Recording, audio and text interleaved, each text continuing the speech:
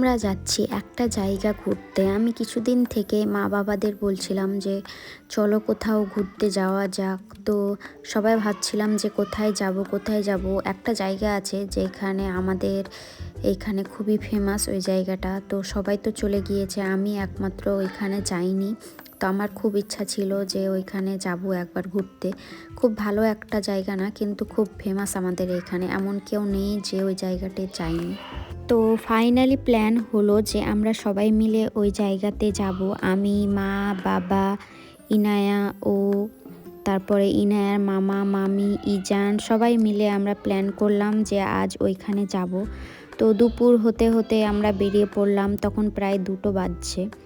তো ইনায়া ওর মামা মামির কাছে চলে গিয়েছিল আর ইজান আমাদের কাছে চলে এসেছিলো। ওরা জিদ করে আলাদা বাইকে বসবে বলে, এক বাইকে বসে বসে একঘেয়েমি হয়ে গিয়েছিল ওদের, তাই এক্সচেঞ্জ হয়ে গিয়েছে। ইজান আমাদের কাছে চলে এসেছে আর ইনায়া ওদের কাছে চলে গিয়েছে। আর যেতে যেতে পরিবেশটা এতটাই সুন্দর ছিল যে আমি কিছুই বাদ দিতে পারছিলাম না, পুরোটাই রেকর্ড করে নিচ্ছিলাম।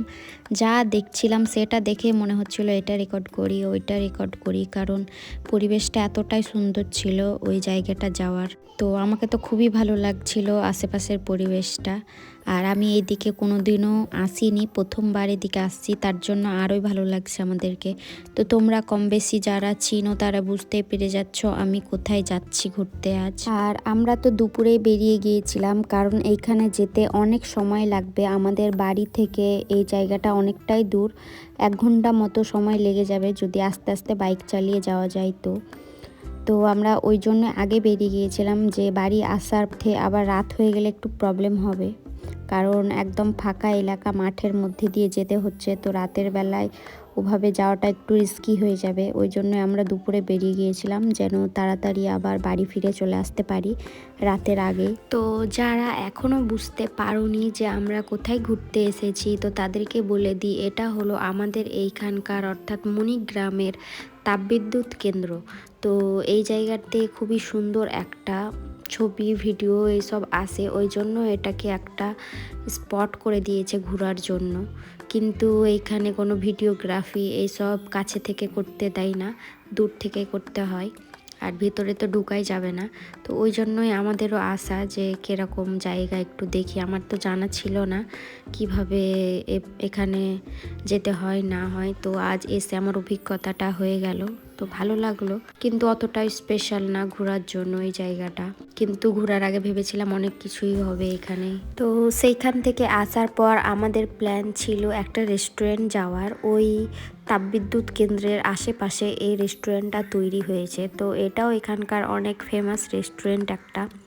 এটা শুধু একটা রেস্টুরেন্ট না, এটা একটা ঘোরার জায়গা, অর্থাৎ ছোট একটা পার্কও আছে। তো ওই জন্য এখানে মানুষজন খুব আসে। কেউ যদি তাপবিদ্যুৎ নাও দেখতে আসে তাও এই রেস্টুরেন্টটায় আসে। তো আমরা এসে দেখলাম যে এখানে কাজ চলছে, ওই জন্যই কিছু কিছু জায়গা ঘিরে রেখেছে ভালোভাবে, আমরা সেখানে ঘুরতে পাইনি। তো তারপর একটু বসেছিলাম, পার্কটা নাকি এখনও খুলেনি, ওটা সন্ধ্যার পর তখন খুলবে। তো ওই জন্য আমরা এখানে খাসতেও গিয়েছিলাম, তাই একটু বসেছিলাম, রেস্ট করছিলাম। আর আমরা যখন এইখানে এসেছিলাম তখন সূর্য অস্ত যাচ্ছিল। তো সূর্য অস্ত যেদিকে যাচ্ছিল ওই দিকেই ওই পাওয়ার সাপ্লাইটা ছিল। তো দেখতে খুবই সুন্দর লাগছিল সিনটা এখানকার। আর ইজান তো রাস্তায় ঘুমিয়ে গিয়েছিল, তারপরে এইখানে এসে উঠলো আর খুব অবাক ছিল যে কোথায় চলে এসেছি। আর ইনায়া তো ঘুমায়নি, সারা রাস্তা বকবক করতে করতে এসেছে। এত বকবক করতে পছন্দ করে মেয়েটা। তো ও তো একদম ফ্রেশ ছিল, একটু ঘুমের ভাব ছিল না ওর মধ্যে। তো তারপরে দেখলাম যে এখানে পার্কের রাস্তাটা খুলে দিয়েছে, আর এখানকার টিকিট ছিল 20 টাকা। রেস্টুরেন্ট প্লাস এখানে পার্কও করে নিয়েছে, ওদের এক্সট্রা ইনকাম পার্কের হয়ে যাচ্ছে। তো এটা একটা হোটেলও, মানুষ যদি চায় যে এখানে এসে থাকবো তো এরকম হোটেলও আছে এখানে থাকার জন্য।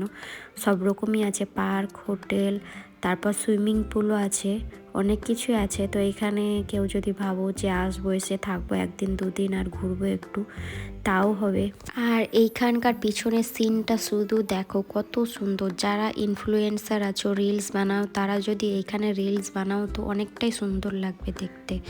তো আমি তো শুধু বারবার এই সূর্যাস্তের ক্লিপ নিচ্ছিলাম, কারণ খুবই সুন্দর লাগছিল। আর পার্কটা ওই হিসাবেই তৈরি আছে যে কেউ যদি এখানে কোনো রকমের রিলস বানায় তো দেখতে এতটাই সুন্দর লাগে। এখানে ঢোকার পরপরই দেখলাম যে অনেকগুলা ফুলের বাগানও আছে, বিভিন্ন ধরনের ফুল এখানে আছে, বেশিরভাগই লাল, গোলাপি, হলুদ এইসব রঙের ফুলই ছিল এখানে। তো ঢুকে প্রথমে আপনাদের মুডটা খুব ফ্রেশ হয়ে যাবে এত সুন্দর সুন্দর ফুল চোখের সামনে দেখে। তো তারপরে দেখতে পাচ্ছেন সামনে সুইমিং পুল, আর সুইমিং পুলে যাওয়ার আগে এখানে জুতো খুলে প্রবেশ করতে বলছে, কারণ জুতো পরে প্রবেশ করলে জায়গাটা খুব নোংরা হয়ে যাবে, তো ওই জন্যই জুতোটা খুলে প্রবেশ করা ভালো। এইখানে আসার পর আমার একটুও দেখে মনে হলো না যে আমি কোনো রেস্টুরেন্টে এসেছি, দেখে মনে হচ্ছে কোনো একটা মেলা বসেছে বা কিছু একটা চলছে। রেস্টুরেন্টে এরকম টাইপের একটা পরিবেশ আর এরকম ভিড় এর আগে আমি কখনোই দেখিনি, এখানে প্রথম দেখলাম। আমার তো এখানে আসার পর মনে হচ্ছিল যে আমি সুইমিং পুলে নেমে পড়ি আর ইজান ইনায়াদেরকেও নামিয়ে দিই, ওরা খুব এনজয় করবে, কিন্তু এখানে অ্যালাউ নেই এভাবে সুইমিং পুলে আসার। এখানে যদি সুইমিং পুলে আসতে হয় তাহলে আলাদা করে এখানে হোটেল ভাড়া নিতে হয় এবং তার সাথে সেই সুইমিং পুলের টাকাও তারা ধরে নেয় হোটেল ভাড়া হিসাবে।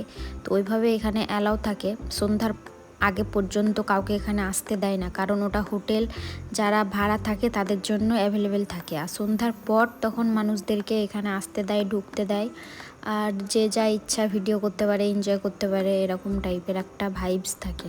তো আমাদের এইভাবে এদিক ওইদিক ঘুরতে ঘুরতে সব কিছু দেখাশোনা করতে করতে দেখলাম যে সন্ধ্যা লেগে গিয়েছে, আর ইনায়াদেরও খেলাধুলা শেষ হয়ে গিয়েছিল, অনেকক্ষণ ধরেই তারা ওখানে ছিল।